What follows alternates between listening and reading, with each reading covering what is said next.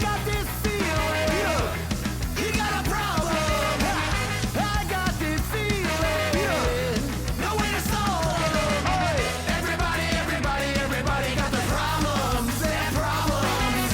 Letting them go is one easy way to solve them. You gotta look at it in the right light. The right light. Gotta look at it in the right light. The right light. Don't let your life just be a regret memory. Look at it in the right light. The right light. Gotta look at it in the right light. The right light. Never go back to where you've been. Put your warming on and thinking of your skin.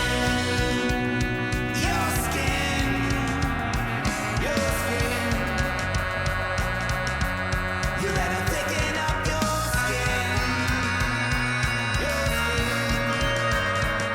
Your skin.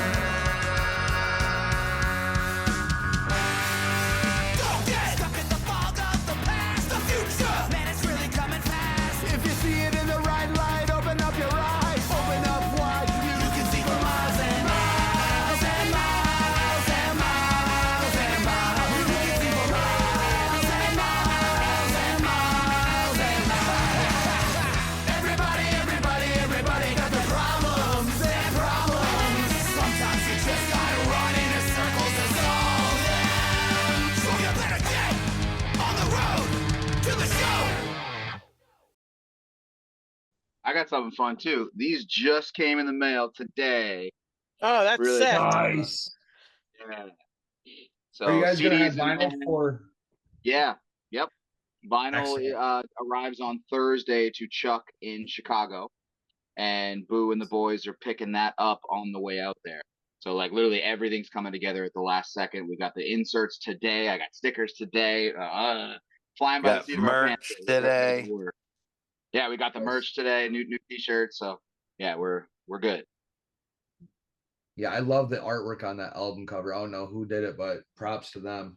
Yeah, he's awesome. Yeah, it's Bill. a guy named Bill Main. He's been doing rock and roll art for a long time. He's done stuff for the Misfits and for Reverend Horton Heat and all kinds of really awesome stuff. And I don't know, were you a friend of his, Boo? How do we get linked up with Bill? No, I saw him. He did something for. He had done a caricature of Dickie Barrett, and then I saw he did some stuff for the Bouncing Souls recently, and I reached out to him because I thought his artwork is awesome, and he does tons of wrestling stuff too, which is pretty cool. He's like wrestling art. It kind of seems like one of his fortes, but yeah. To just basically saw him on Instagram, and his stuff was so great. Like this, we've always had cartoon type stuff on our CDs, always animation and all that. So yeah, we're stoked to have him do it.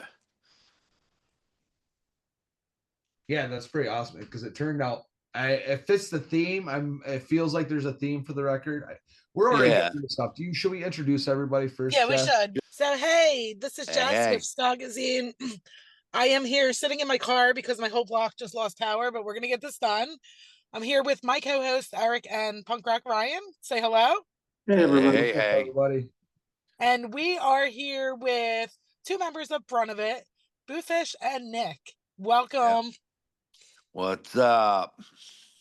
Thank you for having us. What's the power outage from? I don't know. I see a lot of attacking? There's a lot of emergency vehicles riding around right now. That fucking those drones, dude. That's what's coming. The drones are coming. Oh shit, they're coming to get me, aren't they? Yeah, yeah. Oh fuck. I think so. Well, you guys they just took you. Just get me help. Good night knowing you, Jess. Oh boy. Well, this should be interesting. Real, man. You gotta look out. I've been hearing all kinds of static on my phone, but it's probably because I've been harassing our representatives. Now you got Ryan on his conspiracy theory stuff. They're doing it out in the open. There's no reason to call it a conspiracy. No, they're gonna do it right in front of your face. It's not a conspiracy, is it? No. Well, anyways, that's not what we were supposed to be getting into. I think we were on to talk about you guys and your music. All right. Yeah, first I want to point out, thank you for sending us the album to listen to ahead of time. No sweat. And do that, then we know what we're talking about. But I want to point out that we shared it with Eric, who is our co-host. Yeah. And He's like, I really want to talk about the song Make It Out. And me and Ryan are like, what is this song? We can't find this song. And he's like, well, it's on the download you sent me. And I'm like, all right, well, I'm not saying it. Ryan's not saying it. Turns out he was listening to a download from another band who we interviewed last week, which is Runaway Ricochet. And go ahead, tell the story, Eric. So I'm going to go twofold on this story. Hey, Ryan has been waiting for this moment since last June, I believe. Have you not, Ryan? Absolutely. So he's been waiting on this moment since he accidentally, at the end of an interview, was calling a band by the wrong name. So this is his revenge moment. So now in my defense, I'm gonna go twofold on this one. A, as I listened to the album, I was like, wow, Brunt of It is really going a different direction with their music now. It is a totally different sound. And apparently now I know why. But number two, for what it's worth, I was kind of in a bad like mental spot at that point in time. Anxieties were kicking. I was having some sad moments. And the songs that I accidentally ran into, that I fucked up and listened to, actually were songs that helped me with that. So it was songs that addressed that and songs that kind of spoke to me. So I'm kind of glad that I fucked it up. So so sorry I chose different music for your band and all, but it kind of did a good thing for me, you know? And music does that, right? Music, I think we all love it speaks to us all. Well, there's a It reason heals. why it was on Janice's top 5 records last year, but I think the one that you guys put out this year is an early contender for Skagazine record of the year this year. It is just fucking amazing. fire. I love it, start to finish. All those songs are just killer. Thanks, Ryan. We really appreciate that. We put a lot into it. Yeah, that was definitely a long process of writing and rediscovering our band and our songwriting abilities together and all that. But yeah, we're super proud of it. And it brings us so much of background of everything we listen to together, kind of, you know, and it's like yeah, we're super proud of it. It was the first time, like, you know, since the last record, we, you know, a bunch of the guys in the band had kids, started businesses, did all this like big life stuff that we were kind of pulled away in all these different directions from the band for a few years, still playing, but like not working on new material. And this is the first time that we've all had the chance to really start and work together and write together, which was really a very different process than we had done in the past. So it was kind of learning a new way of writing ourselves, which we think worked out. We're happy. Yeah, because I've heard with ska bands, it's hard to get everybody together to work on something, apparently. Yeah. Well, we're all over New England, basically. It's like, luckily, our drummer is centralized, like about an hour away, hour, 15 minutes away from everybody in the band. So we all, you know, our drummer is a lucky one because he had to go to his backyard to practice. But, you know, everybody basically, you know, once a week we get together and everybody convene at this one spot, which, you know, it's not like it was everybody right around the corner or anything. We put a lot of work into it, just being able to get to practice it, you know, with kids and work and all that kind of stuff, you know, and a lot of this stuff is some serious heartfelt music. So yeah, it's truly blood, sweat, and tears into this album. And hundreds and hundreds of hours. Yes. Definitely paid off. But why don't you guys tell us a little bit about how you guys came together before you spread out all across New England? All right. Well, I think I'd probably do that because the band's been around 30 years. Nick, how old are you right now?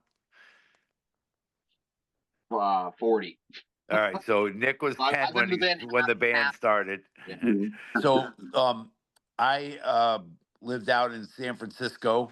I had moved out there from the East Coast, and I basically had found a band in one of the music magazines that said ska punk band looking for a bass player or something like that, and I went into the ad and ended up playing bass for this band called Hoodlum Empire, which was a band in the Bay Area that, were never huge, but they had their certain contingency of fans in the East Bay, and there's one club they could bring 150 people to, basically. So I was able to join this band and get, it was immediately already had a fan base and all that kind of stuff.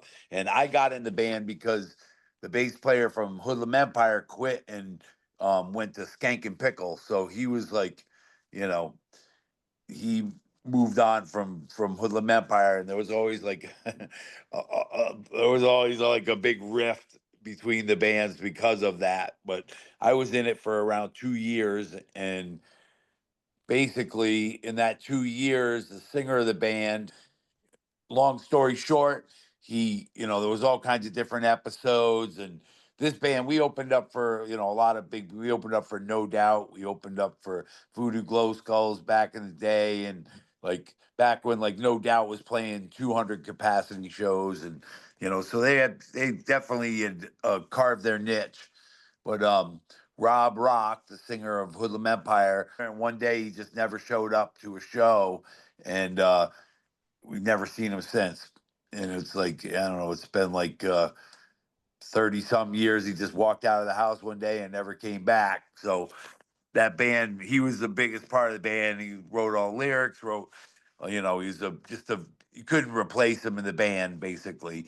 And so out of that, I ended up starting Brunt of It with a couple of the guys from Hoodlum Empire. And we were playing some songs that I had written with Rob and Hoodlum Empire. And so basically, we were in the Bay Area for about 6 months or so, and we had a lineup that we played, I don't know, maybe a half dozen shows or so. And then I ended up moving back to Rhode Island. And then this was probably, I don't know what year this would be. It was 95, I believe, and moved back from Rhode Island and came back and started a band with a bunch of buddies that I grew up playing in hardcore bands with. And over the years, all the original guys have moved on. And then about 15 years ago, is it 15 now, Nick, basically? 17. 17 years ago, when the band kind of switched over to when we wanted to get a horn section, where in Rhode Island, it's slim pickings for musicians, let alone trying to find a horn section was tough. So we kind of put the tentacles out to Massachusetts, the Boston area, because of Berkeley up there and stuff. And then Brunt of It switched from being a Rhode Island band to basically a Boston band. That was about 17 years ago. And that's where a bunch of the guys that are in it now are still the same guys in the band. So that's a quick synopsis of our history of where we came from. But yeah, we've been around for a long time, played every ska band that's been around, every punk rock band that's been through, basically. And there you go. Should I tell him how I joined the band, Boo? Sure. Yeah. I did go to the Berkeley College of Music. I was studying trombone. Pulled the classic Berkeley move, dropped out to go on tour with a band, and then a year or 2 years later, I was moving on from that project, and I was kind of depressed about it. And I was talking to my mom one day about it, and come to find out, a few days later, I get an email from Boofish saying that my mom reached out to him saying, "My son plays trombone. He wants to join your punk rock band." And so that was my initial introduction to my well-meaning mother, who cares very greatly for my Thanks, punk rock Abby. success. Apparently, You're the best. yes, thank you, Abby. Yeah. So you would have been And 23 at the time? history. Yeah, something like that. Yeah. Oh, mom Yeah. was In now the making what? friends That was a for you. wild day. That's pretty Yeah. awesome. Just out of curiosity, going back when you guys first got into music, what were some of the albums and some of the artists that really were your gateway into your love of music?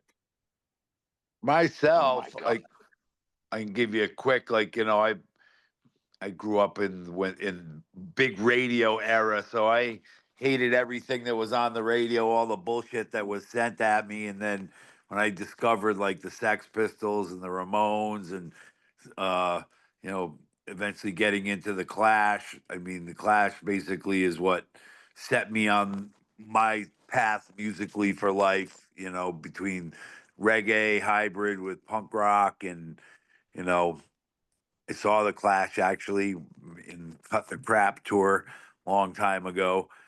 But yeah, nobody's ever hit me like the Clash has. And then, from there I started playing in hardcore bands back in like '83. I think I started when I was 15 years old playing in a band, and I did a bunch of that for many years, and then played in a reggae band in college for like 4 years or so. And then when I moved to California, it was the hybrid of both of them where I got into the ska punk stuff. And you know, but This might be Operation a good Ivy. opportunity. Whoops. Might be a good opportunity, Boo, to talk about Boofish Goes to the Channel. Oh yeah, that's one of the songs on our album. It's called Boofish Goes to the Channel. It's basically a story about me finding out about the band Minor Threat on an old radio show that somebody had sent me a cassette of. They were playing in Boston, which was about a 2-hour bus ride as a kid. Me and all my buddies went up, got on the bus to Boston, went to an all ages punk rock show, got to see Minor Threat, which changed my life. There's no doubt about it. That changed my life musically that day. I mean, I can look back at that as being when everything changed for me, definitely. But as far as like, the ska end, it's like I would say that I I got into more like Steel Pulse, Bob Marley through playing in a reggae band. And then from there, when I started, I saw Operation Ivy back, and they toured, like at 1989 or something. They came through Rhode Island, and there was nothing like it at that point. I mean, what I had heard, that was like groundbreaking to me, and just the way they brought the punk rock with the ska together. It's like, yeah, I was sold from there on. What about you, Nick? What about me? So I kind of grew up listening to The Absurd, Frank Zappa, Guar, anything with a novelty was kind of right up my alley as a kid. I really loved music that had something more to it, that didn't take itself too seriously, that was telling a story, that was just doing something crazy. A lot of metal, a lot of I played in street punk bands when I was really young, and then it was just kind of happenstance that I'm a trombone player, was studying jazz trombone, playing punk rock music. It was only a matter of time before I fell into ska. I'm kind of doomed to play ska, being a metalhead who Can plays I trombone. can I But add to it's this been one, good to me, Nick? so I can't complain. Yeah, please. Well, what I do know is that his probably the biggest reason that he's into ska is because his dad turned him on to some of the best ska that was around. His father loves it, and he was good buddies with Bim Scala Bim, which was the the ska fathers of the Northeast, basically. But My father went to high school with Dan Vitale, the singer from Bim. So I grew up going to see Bim when I was 10, 12 years old. Seeing Vinny Noble play trombone was arguably the reason that I wanted to be a trombone player. Up in people's faces, blowing spit, doing crazy stuff on stage, jumping around. Like that was very appealing to me as somebody who was into outsider music at the time. So that was a big motivator. Yeah, thank you, Boo. I got here's Bim Scala. It's awesome. So yeah, you're definitely there's no getting around joining a ska band at some point in time. It wasn't it was win. Yeah. So I imagine with the age difference and changing sounds and everything, the discography and you guys' sound has got to change, throughout the years. Oh yeah. What are some of the bigger influences to some of the earlier stuff compared to how the sound, the new record today? I would say if you listen to like our first couple albums, there's definitely a lot more like hardcore punk rock stuff on there, and then we would bust into the ska parts. But it was always, back in the older stuff, I don't think we had anything with ska all the way through it. Like, I'm sure there might be one or two, whatever, but it was always I hate to say, it was kind of formulaic was, we play a hardcore part or a punk rock part, and then going to the ska part, then going to the surf part.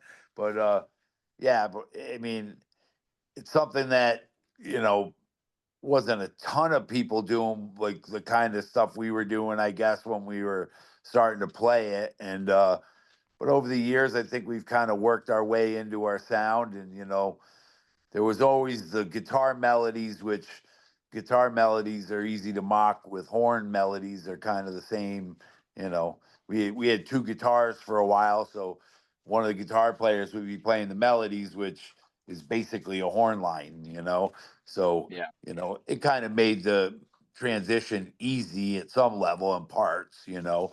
But I think also, Boo, that we over the years we've played to the strength of the band members. Yeah. Whoever has been in the band at any given time, like we had some straight up metalheads in the band that never listened to ska, that don't even like ska, that were playing with Yeah. us, and they had a lot of influence on the type of music that we were playing at that time. And I think some of those influences have carried on into this new record, for sure. But that's been interesting to me to hear the evolution over time. And Boo says some of that stuff. He said formulaic for certain uncertainty. I assume that's what you're talking about. To me, that's Yeah. one of my favorite pieces of work that Brunt of It's ever done. This was long before I joined the band. I love that record. I think it's fantastic. Well, thank you, Nick. Yeah. And like But on the new record, in terms of influences, a lot of this is like, I think it is pretty formulaic at this point. People writing about the world and what they're seeing is obviously a ton to think and talk about right now, and a lot of opinions that are out there. So this record does examine some of that stuff, but a lot of it was trying to look at like the highs and lows of the circle of emotions that you feel throughout those processing today's events, right? You're optimistic, you're downtrodden, you're back on it, you're downtrodden again. I think there's a lot on this record that kind of speaks to that. And then there's just some crazy shit that's just absurd. And you're not going to get, if I'm going to be involved, there's going to be some absurdity on there a little bit.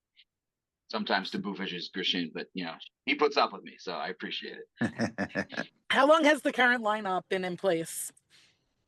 So I think, in terms of like the core folks, drums, bass, guitar, and me and Boofish, the drummers joined, I think he joined 11 years ago, maybe 12 years ago. Okay.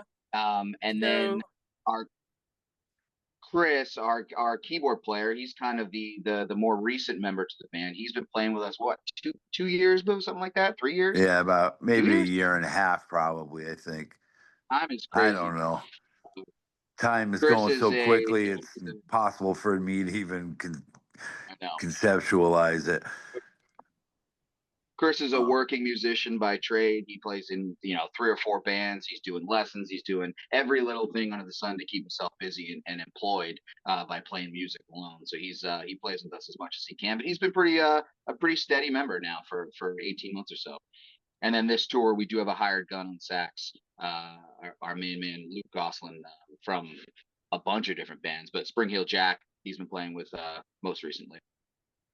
Awesome. Nice. So you have the same lineup that we saw last year at This Is Not Kratom Fest. Plus Luke. Yeah. Actually, that's where Luke saw us. So the guy, he saw us at that, but he didn't play horn for us on that. But did we have a horn player beyond you, Nick, last year? No, just me.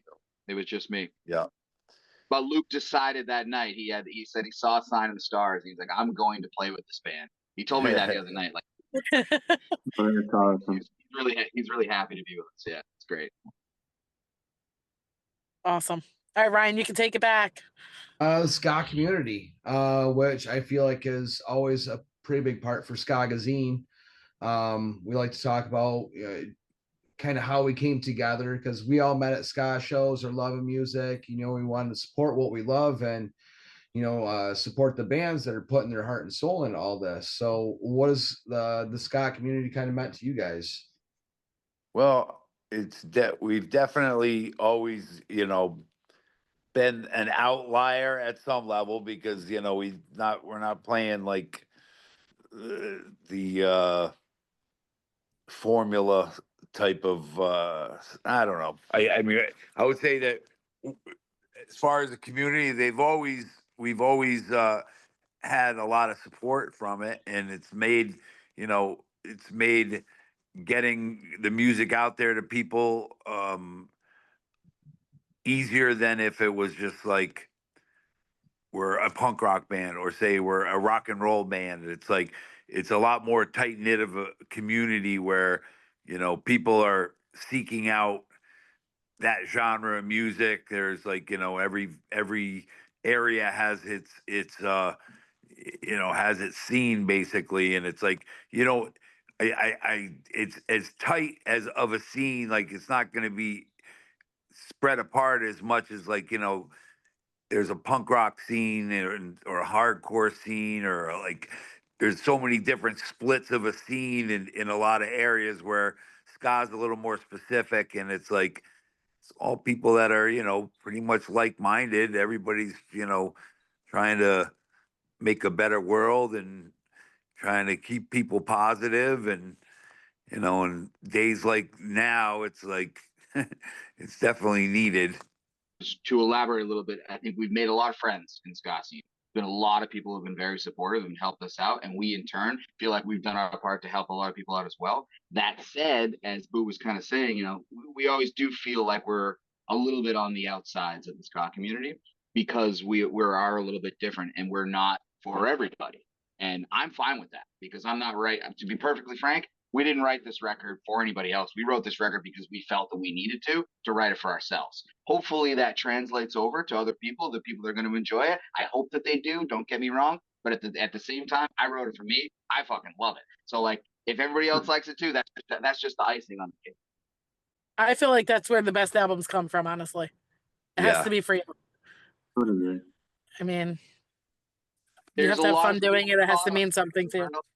It does, yeah. And then there's a lot of formulas out there if you're just trying to make the buck and move on. But we've been paying to play now for 30 years, and I don't think we're expecting to make it big anytime soon here. But as long as we can keep going and put fuel in the tank, we'll be at the next show. Oh, come on. You know, everyone that comes on Skagazine makes it big, right? Oh, yeah. Big breaking moment. Finally. After 30 years, we got on Skagazine. Oh my gosh, that's so funny. This is our first podcast, though. I saw that, and that's interesting. Yeah. This is our first year doing this, so we're fairly new at this. Yeah. So, did you guys know this? That I found a list of 89 different ska-related podcasts, radio shows, and like talk shows about ska. Wow. Throughout the world, there's a list of 89 of them. Did we make the list? Awesome. We're not on the list. I think we did because I got an email from you today. Is that where that came from? Yeah, it's on the list. Yeah, I sent that to 90 people today. That is so funny. I was like, well, I don't need to reach out because we're already doing this, and it felt good.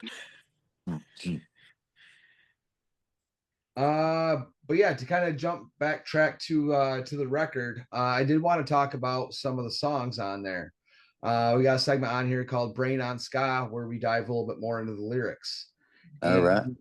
That first one that you guys start the record with, Right Light. Yeah. That was with Dave from Big D, correct? Mr. McWayne, the man himself.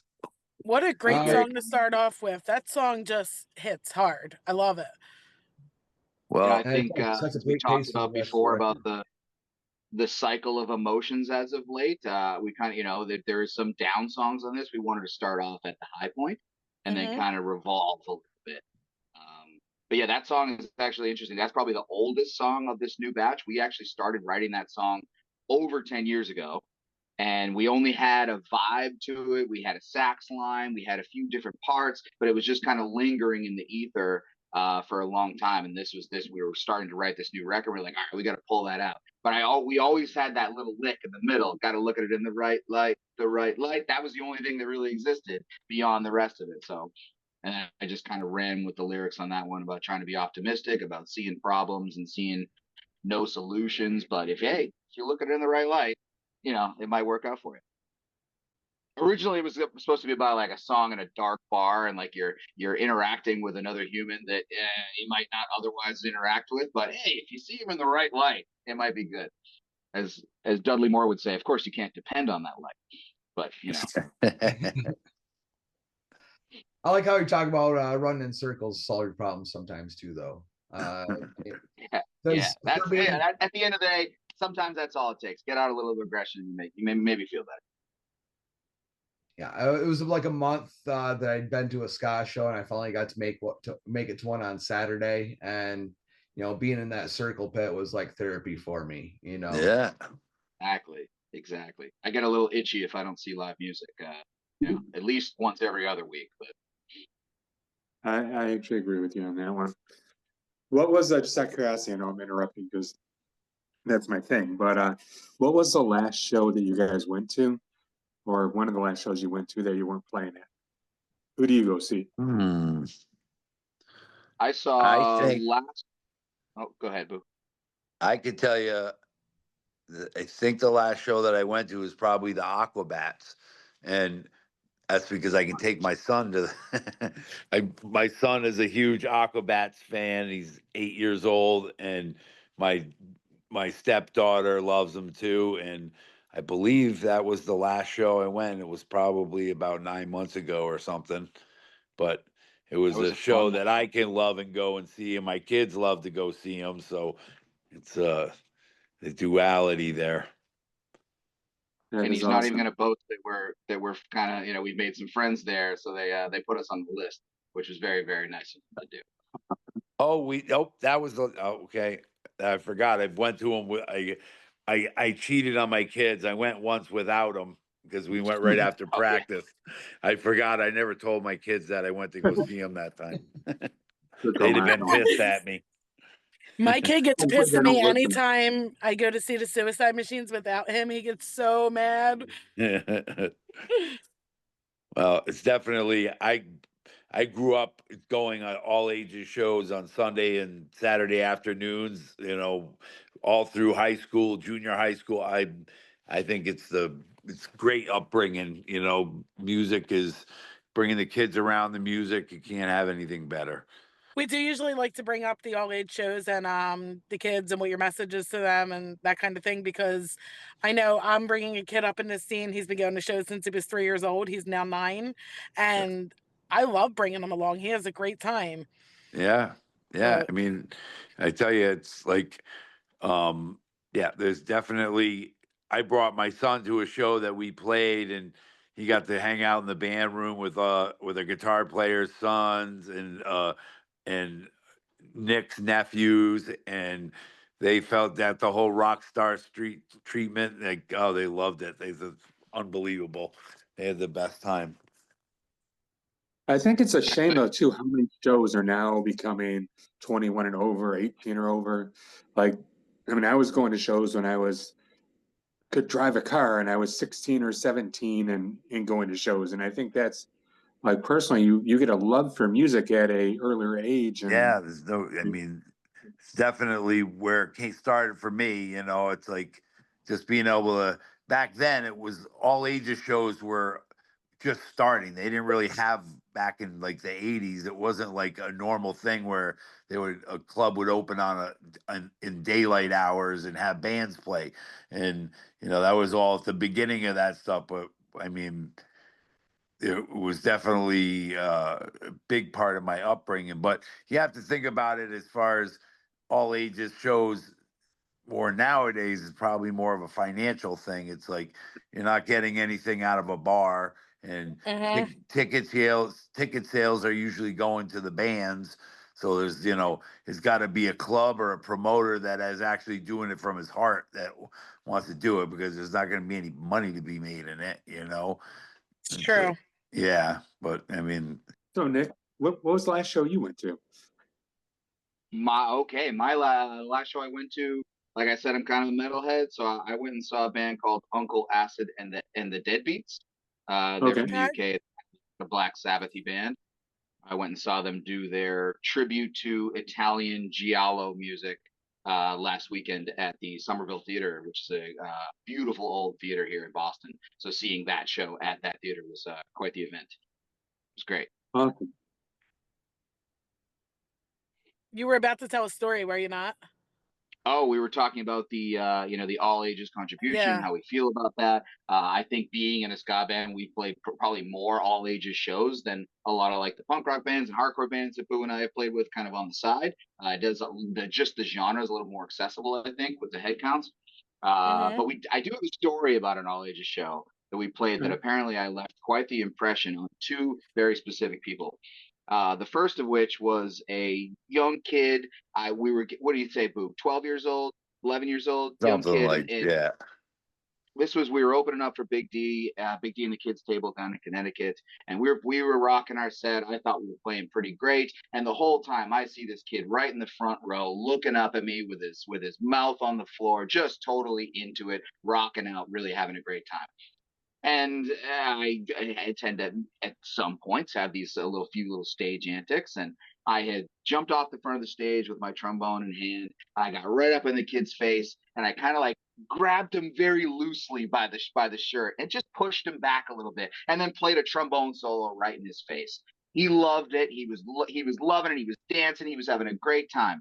After the set, him and his brother came up to the van to us. We were talking for 20 minutes. It was his brother's birthday. We gave him T-shirts and CDs. I thought that we made those kids' night. They had a great time. I didn't think anything of it. But the next morning, we awake to a very, very lengthy Instagram message from an attendee that was at this ska show and witnessed my uh, abuse of this child at a punk rock show. That this kid, yeah, she was very, very upset that I had harmed this child at this show, and I did not provide the safe space that this kid needed. And I was devastated by that. That was the impression that somebody had gotten from my antics of involving this kid in our performance in what I think made his whole goddamn weekend. I sent her a very, very I thought, well written, well thought out apology message, and trying to explain where I was coming from as a kid who grew up in that community and was embraced by people like myself, that were much older than me. I thought it was the right thing to do. She apparently did not. She never responded. And I never got publicly accused of child abuse. Nothing ever bad happened from it. Hopefully, me telling the story doesn't do that right now. But I'll never forget like that impression, those two impressions that I made that night. And I think that's Brunt of It right there. We'll make two impressions. Either we're going to make somebody's night, or somebody's going to go, what the hell did I just see? And that's exactly what I'm trying to do, what we're trying to do. And you probably did both. You probably did make that kid's night, and you pissed somebody else off in the process.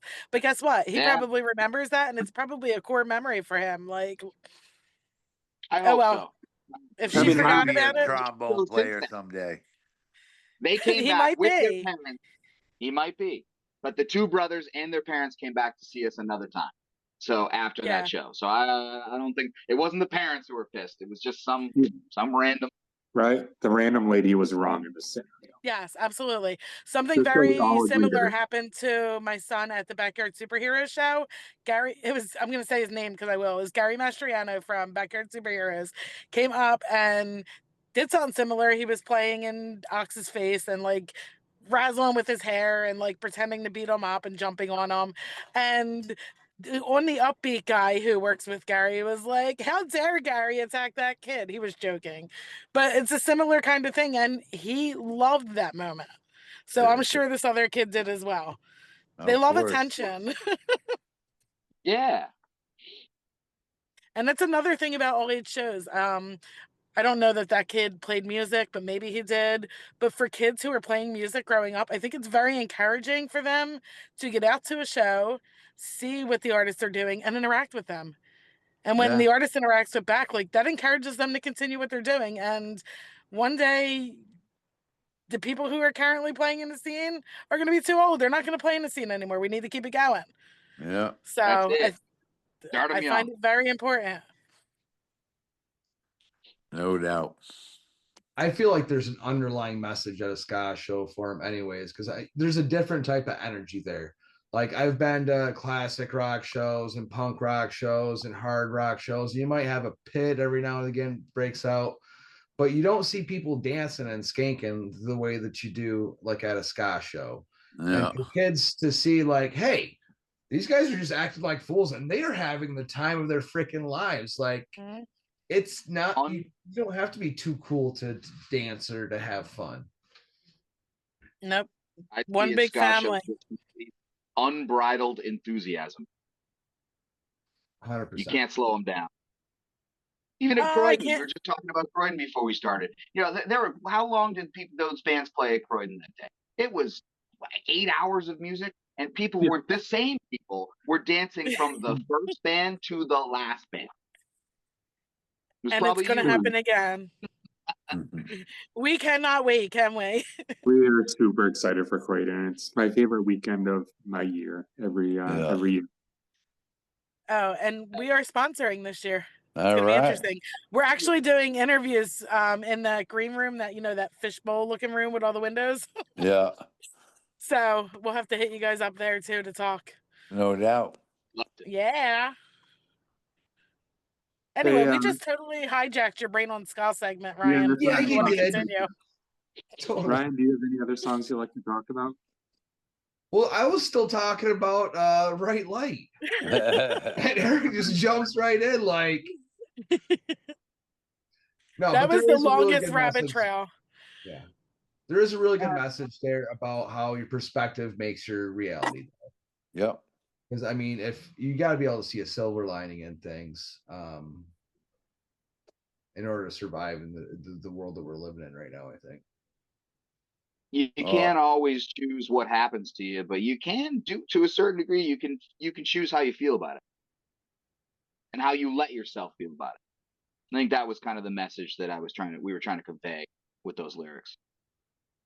Yeah, it's a great song, a great way to start off the album. Well, there's something to be said for PMA, the positive mental attitude. You know, it's like you visualize what you want to see and how you want things to be, and you know, that's going to be your destiny that way.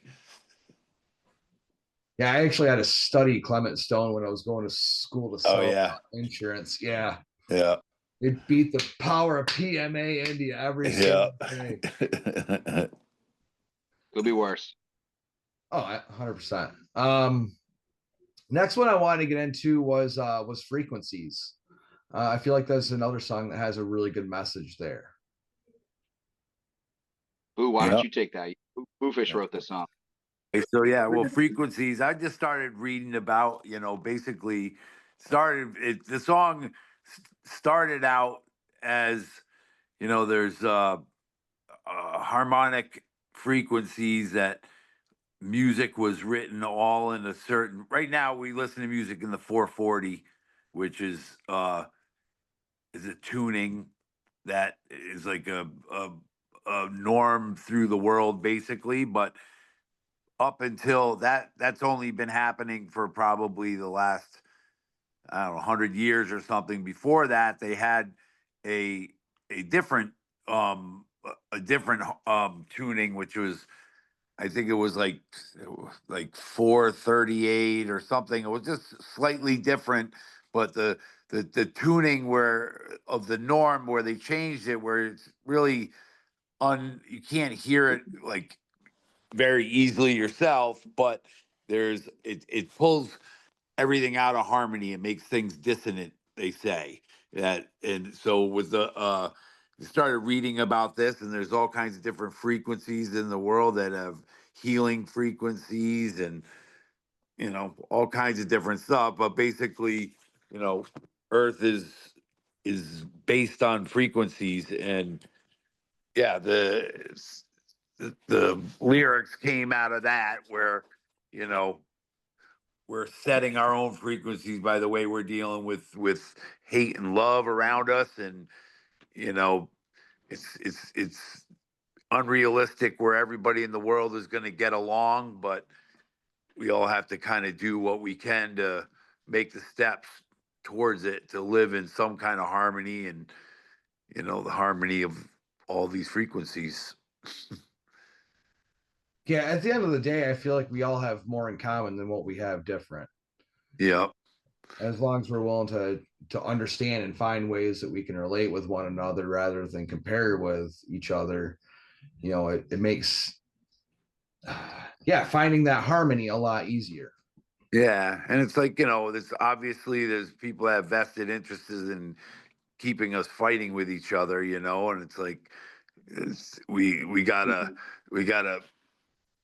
do what we can to put those things in the back and deal with people on a personal basis, and you know, not feed into all this negative shit that's all being pumped into us on a daily basis. But yeah, I mean, it's like, you know, we're all got to live here together on this world. We're not, you know, we're far away from being able to live on the moon or live on Mars and get the fuck out of here. So we're all stuck on this rock together, basically. So we got to figure out how we can make it work rather than who you're gonna hate, basically. One people, one love. Yeah, I mean, you know, it's an idealistic way about looking at it. There's certain religions that are never gonna agree with another religion. Certain politics that are never gonna agree with another politic. And you know, in the perfect utopia, we got to figure out some way to make it all work, because you know, what's the other option? Press a button and we're all blown up. We don't need that, you know. We're all stuck here together. So one way or another, it's got to make it work. Yeah, I don't like the idea of mutually assured destruction. Yeah, I mean, it's just common sense. It's like, you know, everybody can do their saber rattling and all that kind of stuff, but at the end of the day, it's like we hope that cooler heads prevail, you know. Last one I wanted to talk about was HR 187. Okay.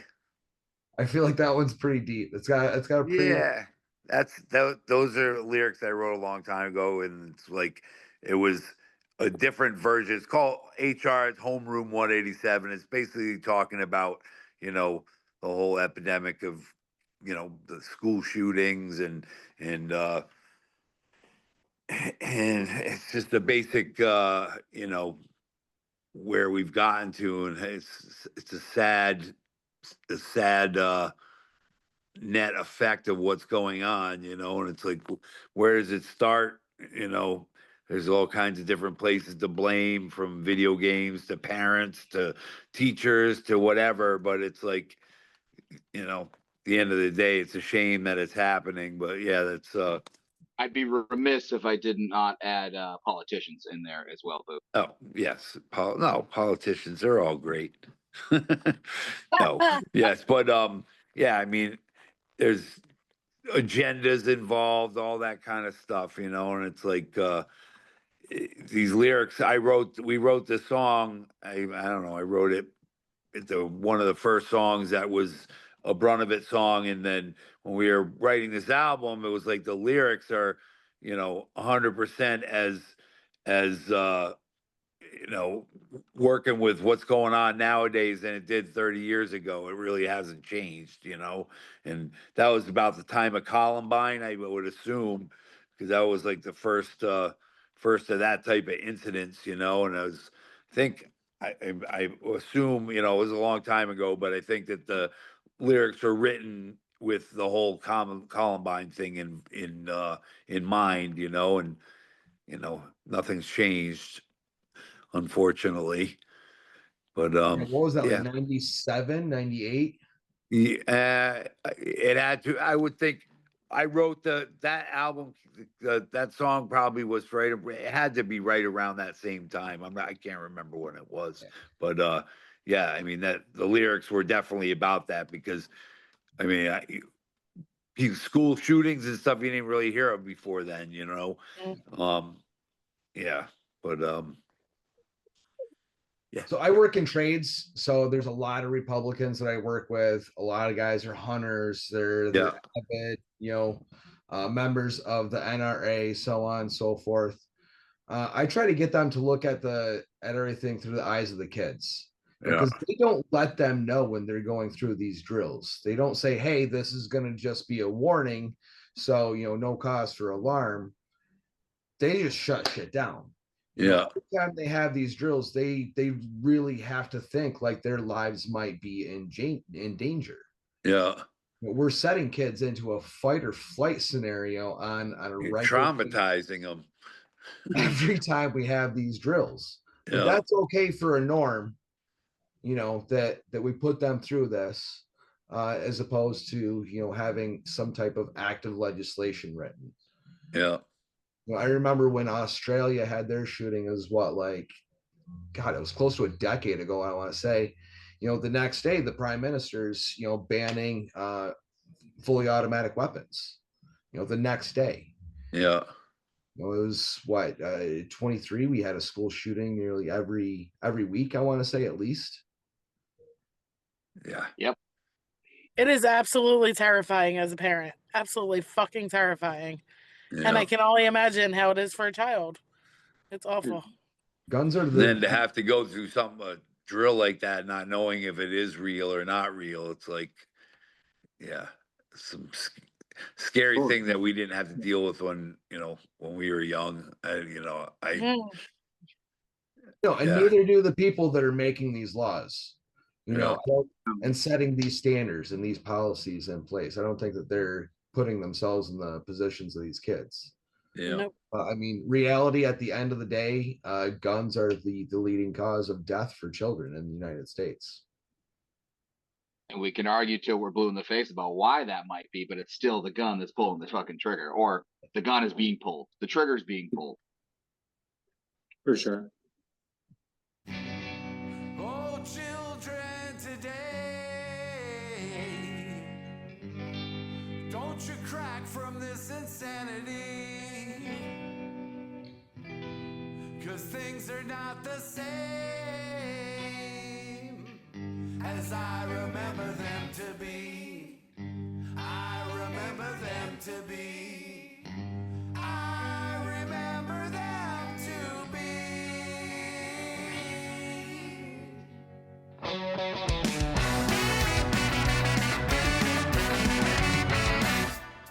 Kids, they're growing up too fast. Innocence has become a thing of the past. A product of their environment. Not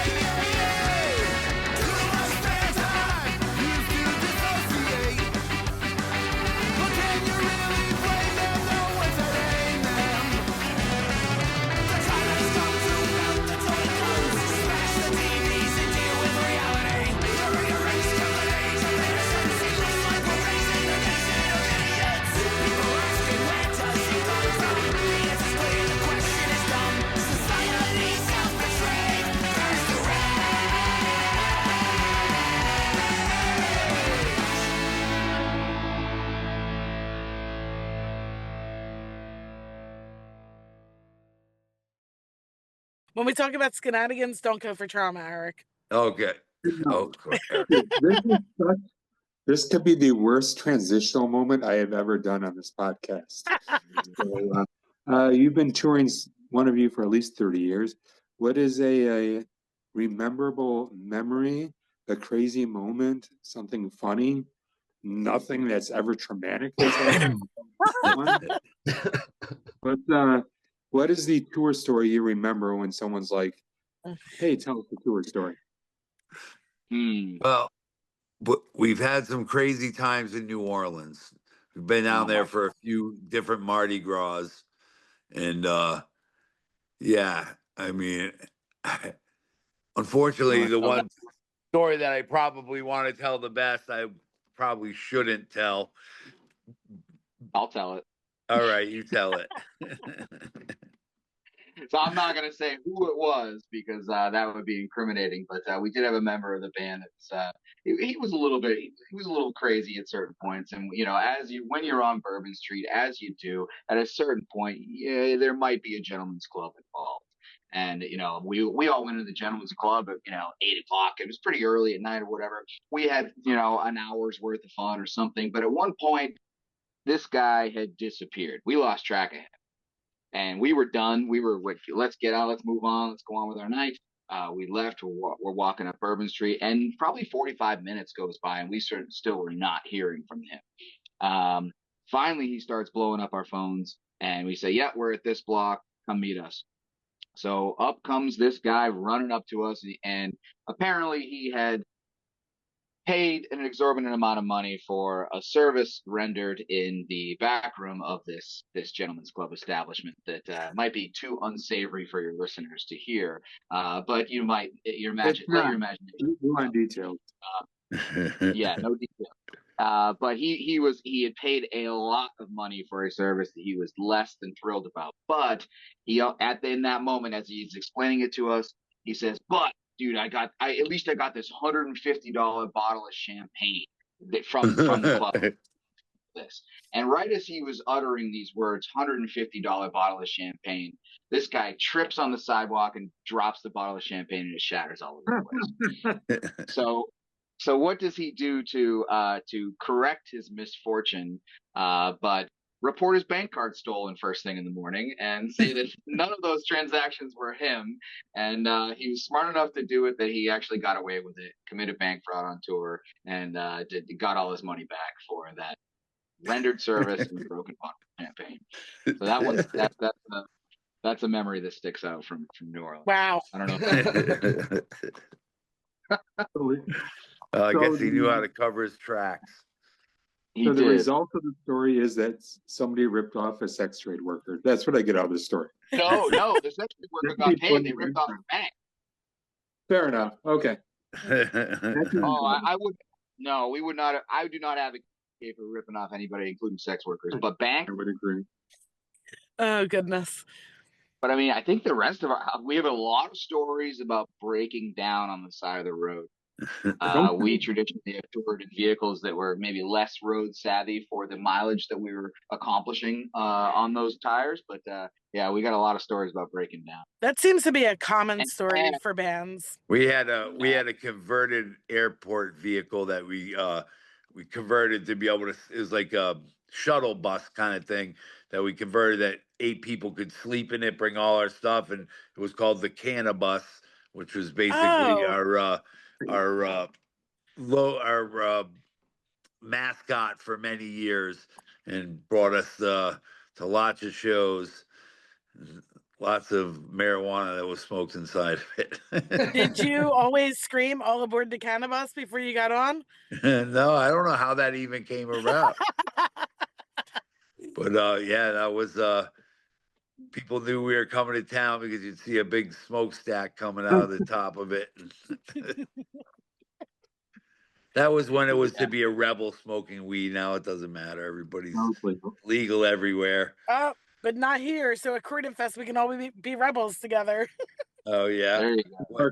It's still not legal here. Okay. So speaking of your bus, kind of, and this might be good for our listeners to know. I guess people assume, and you had said it earlier, people assume like at least you guys break even on tours sometimes.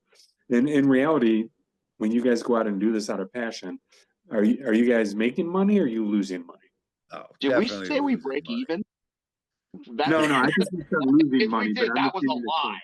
Yeah, if we could break even, it would be great.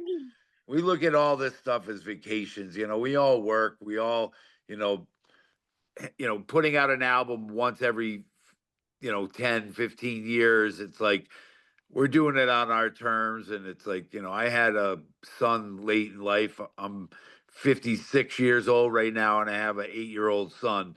So, there's priorities are in all kinds of different, in all kinds of different areas. Nick had a pretty all-encompassing job for many years that he ran a lot of people working underneath him, and everybody's getting their kids, and everybody's growing up and everything, and it's like this has been our passion, and it's like, at the end of the day, we could go all stuff into a little van, and all 8 of us be going down the highway pulling a trailer, and gas would be a bit cheaper, and we would sleeping on people's floors, and you know whatever there could be money saved, but we look at it basically, we're going out in my RV that I have, and we're going and we're doing this in style and making it fun. It's like, so at my age, it's like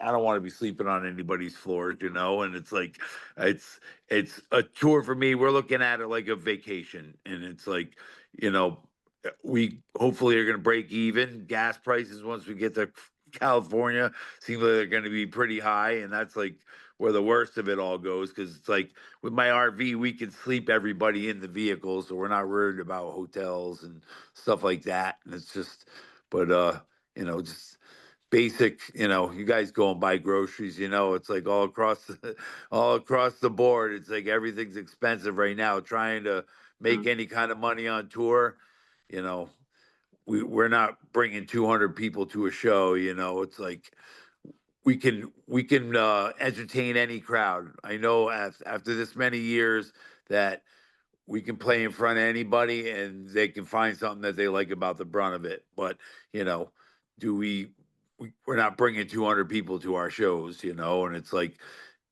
you have to be at whatever level where you're going to start selling a ton of merch. And that's basically the only way you're going to really make any, breaking even or make any money on the tour is, if you're selling a lot of merch, tangible things, because, you know, guarantee that's a good amount, but most of that's probably going into hotels, eating, and gas, But, you know, with us not having the expectations of making money off of it, you're not gonna get more sincere music than we play, because we're doing it for what we like to do, and we're playing the ska the way we like to play it. Might not be the way that everybody likes us to play it, but we do it the way we do it. So But as far as then fans or people showing up at shows, the best way for them to support you is to buy a T-shirt or buy an album or buy a yeah, sticker. it's Is like, that how you guys that's can where build that it? resurgence of people buying vinyl and this stuff again, because it's like, everything else can be stolen on the internet. There's no, you know, anything digital. There's nobody's paying for that. You know what I mean? Whatever you're paying Apple Music $10 a month, nobody's seeing any of that money in any of these bands. But yeah, the best way is to come out to a show. We just want to come and have a bunch of sweaty people singing music with us, and that's our goal, and our only goal, basically. We love the fact that, after 30 years, we have Chuck at Jump Up Records believed in us enough to put out an album for us. Well, we are our motto here is if you want a scene, you have to be part of the scene. This is a good example that if you're when you're going to concerts and if you want great bands to come back and be able to see you again, buy a T-shirt. Like spend the $20, $25 to support these bands, or if you don't have that, buy a $5 patch or a sticker. But like, this is how like sometimes people make it to the next city. Yeah.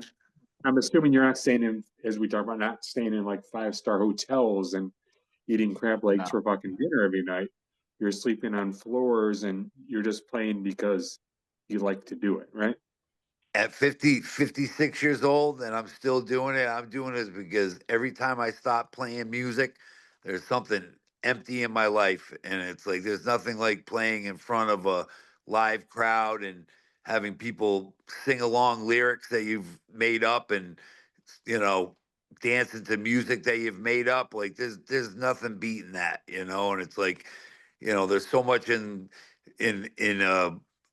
grind of normal life. It's like this is a great outlet and something to look forward to, you know. And it's like I said, it's like this album has given us the resources and the reason to get out there and, you know, do some touring and playing in front of some people that hope, you know, that hopefully like what we're doing, you know. And, you know, I would say if somebody comes to a gig, doesn't have any money for any merch, we'll give you some stickers. We'll give you an old CD or something. Just get out there and dance and have a good time. That's what we want. And, you know, that's our main goal. It is definitely a participation sport. The more Oh, you get yeah. involved, the more fun you're going to have. Yeah. Our best shows are when we play when there's not even a stage. Like I like being able to interact with the crowd, being, you know, jumping off a 3-inch riser onto the floor and getting in the middle of the pit and going and dancing and singing along right with people in there. That's the best. It's the whole participation and, you know, being up on top of people and playing in front of a big crowd. It's something to it, but being part of that crowd and playing it is there's nothing like it, you know, for me anyway. I love it.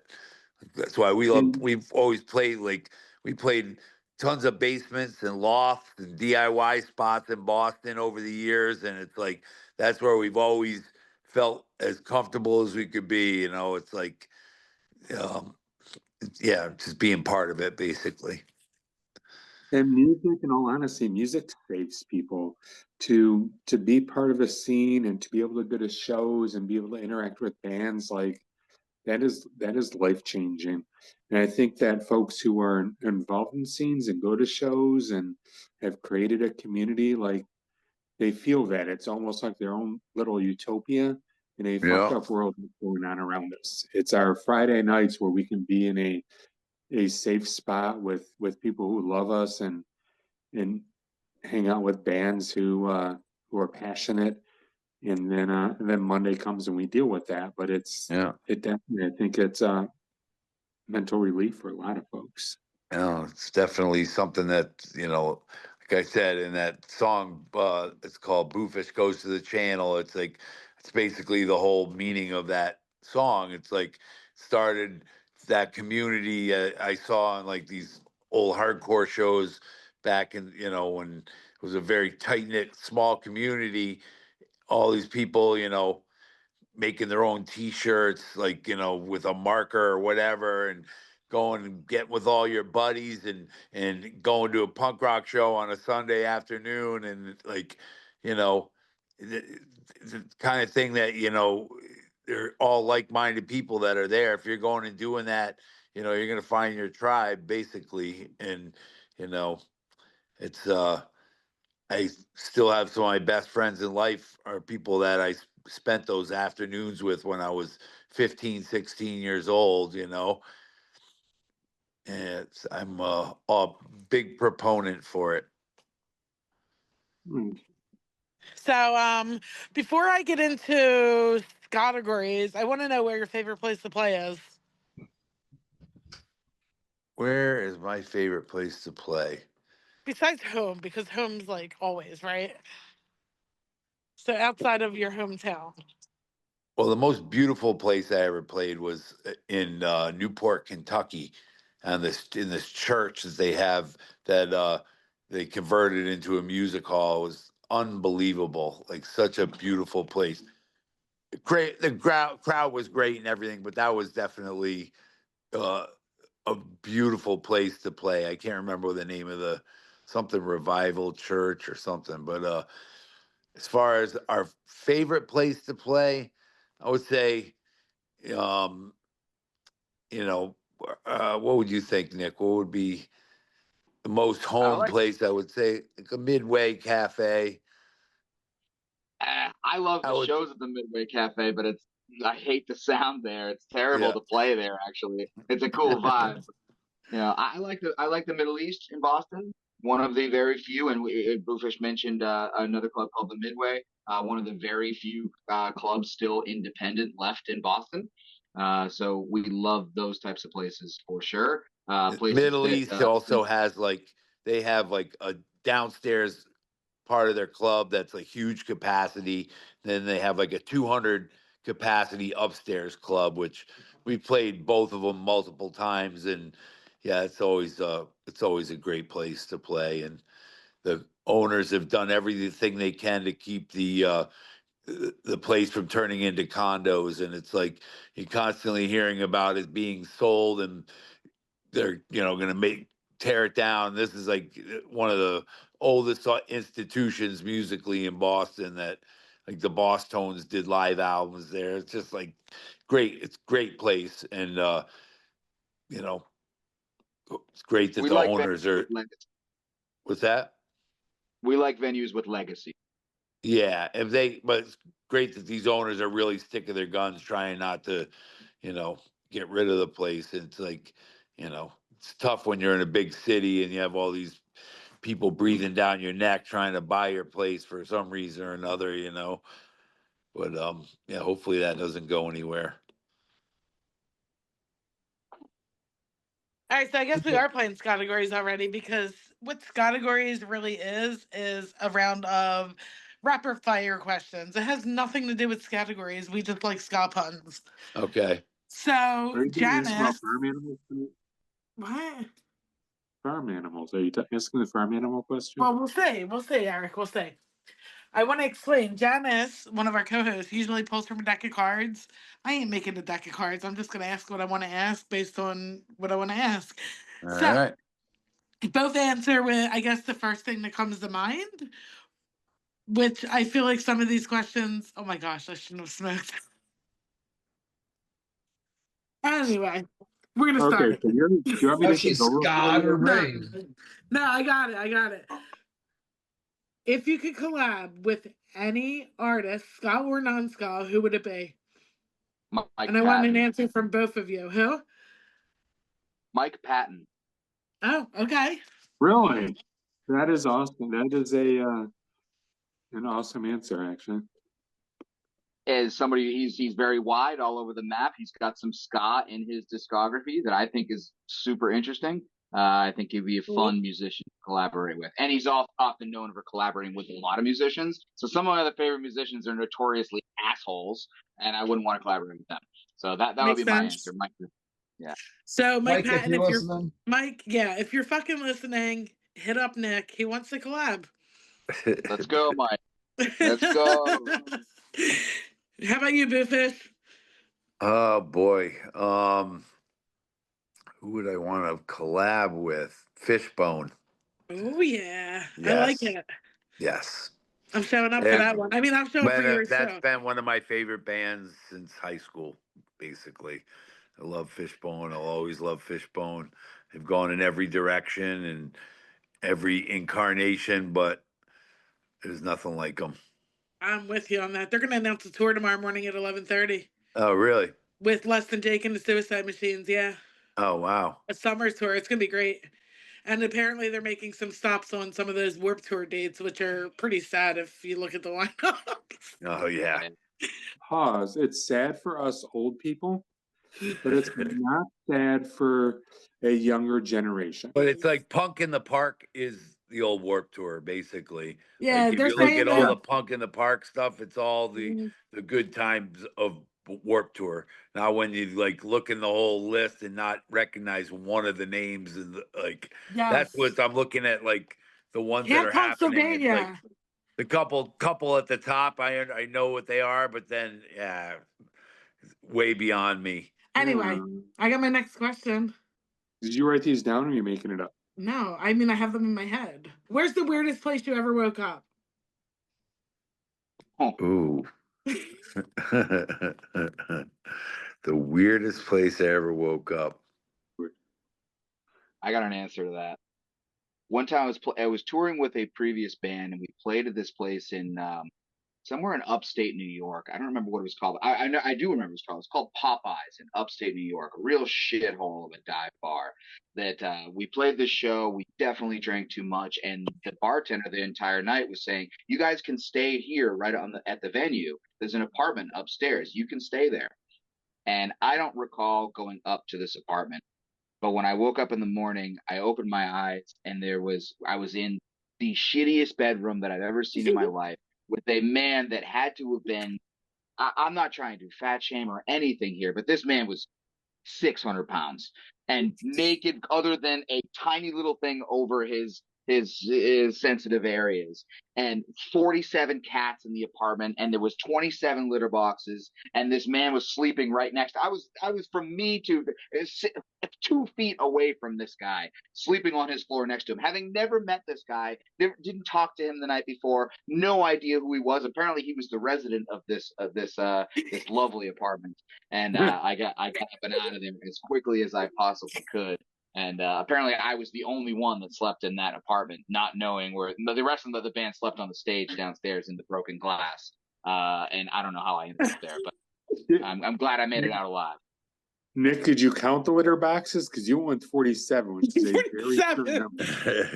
Are you comparing 47 litter cats. boxes and Which should mean there's 47 cats. cats and 27 litter boxes, so approximately 2 cats per litter box, which is unacceptable if you ask me. No, They don't like to share. I have 2 cats, 2 plus litter one. boxes. No, it Exactly. should be one extra.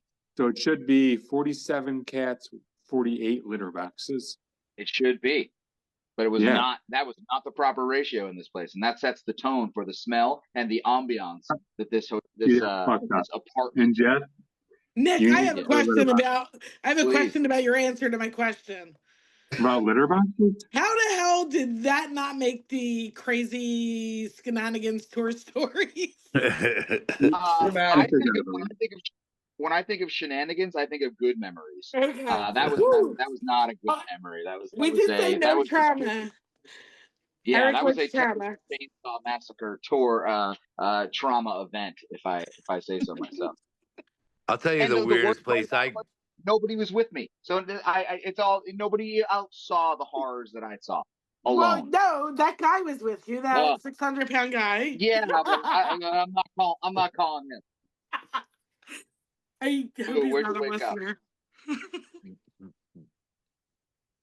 Go ahead, Boofish. My waking up wasn't on a tour with the Brunt of It. It was on a tour with another band, and they were on a tour bus, and their tour bus was in Florida. The company it was like a nationwide tour bus company, and we woke up like something was wrong with the tour bus, so we had to go to where they fixed them, and it was out in the middle of the fucking swamp in Florida. But I woke up, I come out of the tour bus, and I'm talking to this guy, and he goes, "See that building right over there?" And then he's like pointing at the building. That's where Randy Rhoads died. And I don't know if you know who Randy Rhoads from Ozzy Osbourne's. But it was at the tour bus company. It was like they had their own private air strip there, and I guess the story what happened with Randy Rhoads is that he was on tour with Ozzy. They were there. Some pilot was like, "Hey, I'll take you for a flight," and then the pilot was flying around the whole place and did some trick thing or whatever. Ended up the wing clipped the building, and Randy Rhoads died and the pilot died or whatever. But yeah, I woke up to that. The guy telling me it, and he pointed, literally was 20 feet away from where I was standing. That's where Randy Rhoads died. It was a very surreal moment. That's crazy. I mean, I think he's got you on the trauma there, Nick. Yeah. Yeah, I'll give it to him. You'll give it to him. Clearly, she's never been into an apartment with 47 cats and 47 boxes. Nope. I would love to be in an apartment with 47 cats. Man. I've got 2. I have two black cats. I love. But you're not in an apartment. I'm not. Oh, you So are. Okay. You're disqualified. Can you imagine having 45 more? I would love it. I would just lay on my. Anyways, let's move on.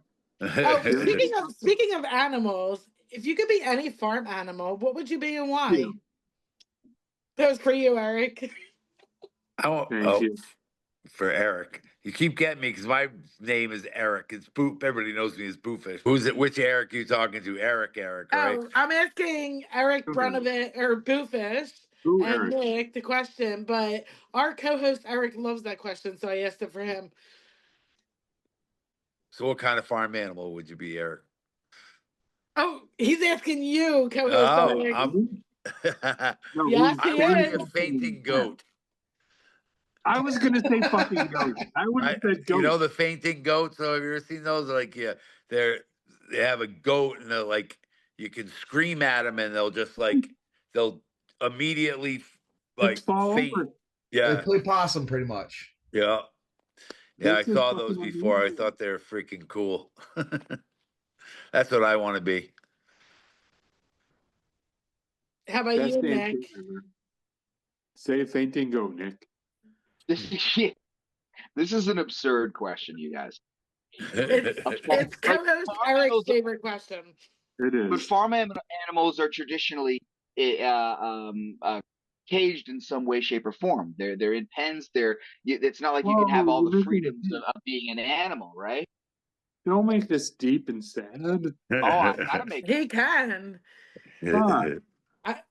You like trauma, Eric. Let him go.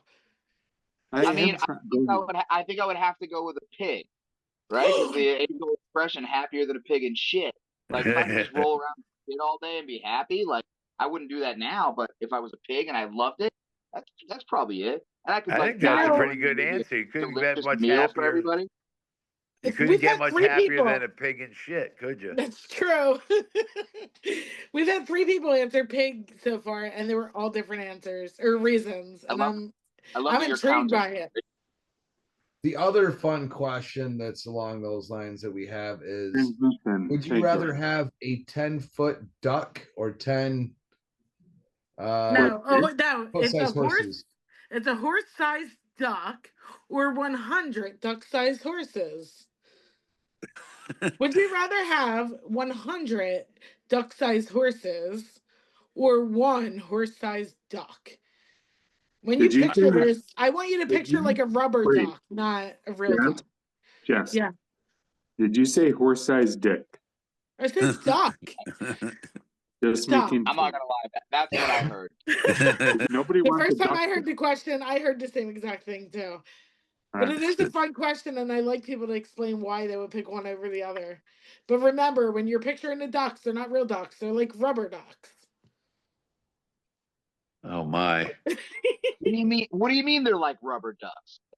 You know, These like are not little rubber duck-sized horses. Rubber duck-sized horses. I'll tell you one thing. I own a Jeep. I hate rubber ducks. I hate them because I own a Jeep, and it's like I don't know if you know about Jeeps, but everybody waves at each other. If you own a Jeep, everybody waves at you going down the road, and everybody's got a dashboard full of freaking rubber ducks. I have no part of it. People wave at me. I do not wave back. I have no rubber ducks. My kids wanted to throw rubber ducks. I threw them out the window. So I am That's so funny. Do you have like a Jeep Wrangler, like an old school Jeep? Yeah, I mean it's not that old, but it's just if anybody that has a Jeep, they wave at each other, and I had zero idea of the dynamic of like how many people you had to wave at in a day that you don't know, and it's like it gets old after a while, and I don't. Sure. Yeah. I have a Jeep, but I have a fake Jeep, like a Jeep Cherokee. Not no, it has to be a Wrangler. The Wranglers have Amanda has like 15 million fucking little ducks. Yeah. I like the ducks. I think I heard Subaru's trying to do their own thing with little like cow version of those ducks, so that they're That's gonna like, have they have like little rubber cows that go on there, but whatever. and we're talking about rubber horses, so like they're totally tapping into our ideas. I don't like that. Exactly. We must listen to Skagazine. You know what? It is the Shark Tank. I will say I can't wait to throw a rubber duck at you when you're playing. No, I'm just kidding. It's gonna be an Very, inside very joke. anti-rubber duck. No, I won't do that. But it would be funny though, wouldn't it? That was my last question. So, No, I mean, Joe, move on, or you want to talk about rubber ducks more, Jess? no, we don't want to talk about rubber ducks more. He hates rubber ducks. Let's not talk about them. So, what do you guys have coming up? What do you want to promote to our audience besides, including, I guess, Croydon Fest and what's going Well, on? we have a tour starting next week. Well, we leave starting next week. Our first show is in Southern California, right in Murrieta, which is near Riverside. And that's February 25th. And then from there, we give you a quick little round of like routing. We go from there to Las Vegas. And then from Las Vegas back to LA. And then we play a couple more California shows, making it up to the Bay Area. Then after that, we start, and that's all with Stop the Presses. So we're playing 5 shows with them, who are also on Jump Up Records. That's kind of what initiated this tour, because they were going out there, and Chuck, the guy who runs the record label, put us together. And so we're playing the first part of the tour with them. Remind me, I'm going to cut you off for 1 second. Sure. When we're done, when we hit stop recording, remind me to ask your question about that. Okay. So then from there, those are all pretty close drives. And then from after that, we hit Reno. And then the second half of the tour, we just make our way across country back home, playing a gig a night, basically. So we got 12 shows, and we're making playing, all the way back from playing Salt Lake. We're playing Denver, Kansas City, Chicago, Pittsburgh. So that's basically what we have. And our album is going to be released on 2/2/25, which is next week. And that's going to be on all the streaming platforms. 2/22. 2/22, 2/22. So next Saturday, yes. So that's going to be on all the platforms, and we have an album coming out at the same time with on Jump Up Records. So you can buy vinyl, and there's cassettes and CDs. And then we come back, we play a Boston show for our CD release, and then after that, I think we got all kinds of great shows coming up. And right before the month of April, we got a show with Big D at a small club in Providence, where they're doing, I don't know, like 12 shows around New England, and they're all like 100 to 150 capacity places. So they're playing all really small places. So we're playing with them, and then a couple weeks later, we got a gig with the Planet Smashers, who we're super excited about being able to play with them. I've never got to see them. I've always been a fan of that band. And then we're playing with them, and then that initiates, we're going down, playing a couple gigs, and then we play that same weekend, we're playing the Croydon Fest down near Jess. Down there, Jess. And these guys are coming in. They come in for Croydon Fest, and they're going to stay. Well, we're all going to have to hang out. We'll be in the RV in the parking lot. Yeah, you know it. So look for the RV. What's that? So just look for the RV and we'll find you. Yep. There won't be more than one. There won't be more than one RV. You'll know which one's theirs. We'll be the ones with we're gonna have the grill on the outside. I don't know if you eat meat, but we'll be making burgers on the side of the RV. Listen, I was going to say a big cloud of smoke, but if you're offering barbecue, we're there. Well, you bring the smoke, we got the barbecue. That's so funny. Gosh, where was I going? We were talking about This Is Not Croydon Fest. What day are you playing? Tell the listeners, because they just released some tickets. So I want to give We're people playing on Saturday. Saturday. You're playing with the Planet Smashers that day. Yeah. Who else is playing? I don't remember. Girth Control, maybe? Yeah, Girth Control. They're They're your buddies of buddies? ours. They used to be Public Access, who Yeah. were like brother bands to us back. Like we used to be part of the Community Records, which is Fatter Than Albert, A Billion Ernies, Public Access, The Fad. There was a bunch of bands that Stuck Lucky, bunch of bands that I are love Stuck Lucky. They're playing Camp Pennsylvania. Yep. So we were all part of that Community Records community there, and Public Access was a great band, and it was actually a big influence when Brunt of It first got horns, because they had 2 saxophones as their horns, which it's not a normal lineup for horns, and they had a Barry and a tenor sax, and it was great. In our very first recordings, we had a Barry and tenor of our first recordings with horns on it, and we're like Girth Control. They're great, funny band. They're awesome. Love them. We haven't seen them yet. We're so excited.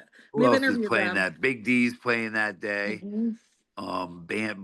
Bite Me Bambi. And then the Code's gonna play that day now. Yeah, because Random Hand was supposed to play and they canceled. And then Joystick's filling in for the Ready Men. I was so excited to see the Ready Men. They're I playing. hope they come back next year. I was so excited to see them. But Joystick we saw like Skanksgiving recently. They're really good live. Yeah, we played with them at a Community Records block party like cool 20 years ago, 15 years ago. Yeah, because they were on that as well, weren't they? Yep. They're from New Orleans, so yeah. Yeah. We have a affinity to New Orleans. Just we've been down there a bunch of times, and we were like affiliated with Community Records, which was down that way. Okay. Yeah. Anyway, I have one more rapid fire question that I forgot to ask, and it just came to me, so I'm gonna ask it. Sure. What's your favorite podcast? Oh, Skagazine, of course. Good answer. That's a stupid question. Skagazine is his favorite podcast. If you like us as well, go like, follow, share, catch up on us on Spotify, YouTube, Instagram, Facebook, Blue Sky. But you can find us all of those places. Where can we find Brunt of It? Oh, on obvious places like Facebook, Instagram. Bandcamp has all of our old stuff on there. So, it's basically our whole discography over the years. You can go and see the evolution of the Brunt of It. That's all on Bandcamp. And all your normal social medias. We don't do TikTok. I don't know, is it TikTok even happening anymore? I'm not even sure. But we created an account and I posted like 2 things, and that was I can't. There's too much to keep up with. Yeah. I like Instagram best for this so far. Yeah. But Blue Sky is supposed to be putting out an Instagram like platform soon. It's a lot to keep up with. A lot of things that just keep changing. It went from MySpace to whatever to where we are now. I miss the days of MySpace. Yeah, that was the best. It must be hard as a band, even like getting your name out there, because everything just changes over and over. It's just so many bands out there, and it's like, you're at the whim of whatever algorithms or whatever that bullshit is. Absolutely. But at the end of the day, hopefully our music will speak for itself, and hopefully there's some grassroots where people are, you got to check this out. It's something a little different, And if you can get the thing about the algorithms is they keep feeding you the same stuff. That's why it's so important to get out to shows, get out to festivals, go see these new bands, where they're doing their thing, where they're performing. Yeah. Everybody out on the West Coast, go check out Brunt of It when they're on their tour next week. Fuck yeah. Pick up one of the new records. It is straight fire. And I will declare it right now, early contender for Skagazine Record of the Year. All right. Well, thank you. Appreciate it. We're really psyched that you guys reached out to us to ask us to come and get on your podcast. Yeah, much appreciated. Happy to be here. I'm glad you love the record. That's great. Oh, it's so good. I can't wait for everyone else to hear it because it's a great album. Awesome. Well, thank you very much. Thank you for coming on. We wish you the best on your tour out to the West Coast. All right. Well, can't wait to hang out with you guys at Croydon Fest. Absolutely. Be safe. Get here. We can't wait to party it up. Yeah. Make sure you guys come and seek us out while you're there. We will. You promised us burgers.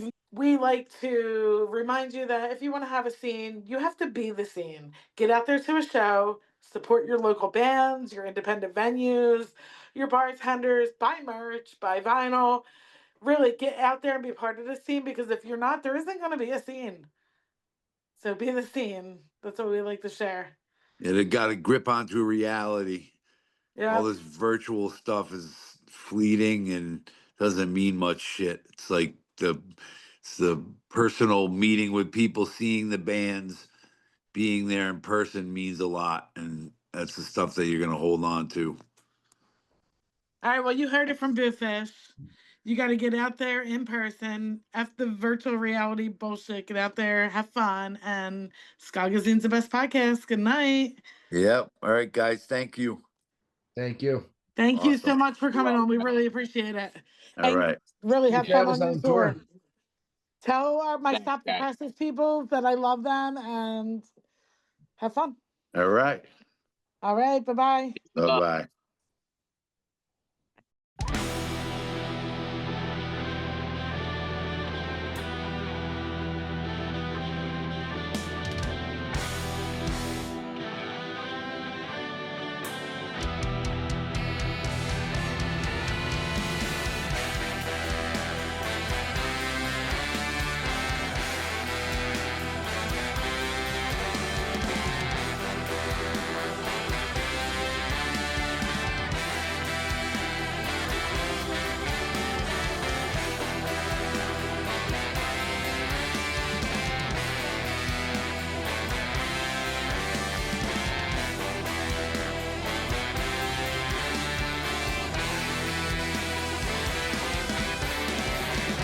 We're all stuck here on this rock for eternity. All this fighting and turmoil, not into with Earth's frequencies. 7 billion and counting, the tensions keep mounting. The polarization is ruining this nation. We're creeping ever closer, reaching critical mass. We need to change direction, it has to happen fast.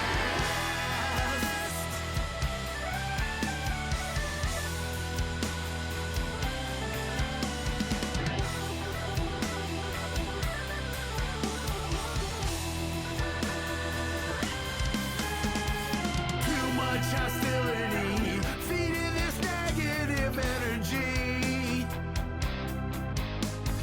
Only way to change things is if we